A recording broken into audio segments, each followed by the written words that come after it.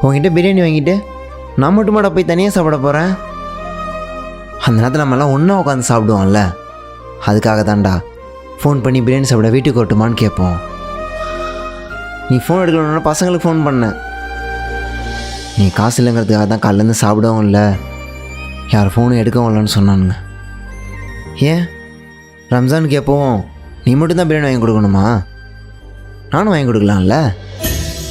இந்த வருஷம் தீபாவளிக்கு நீ பட்டாசு வாங்கி கொடுத்துக்கோ.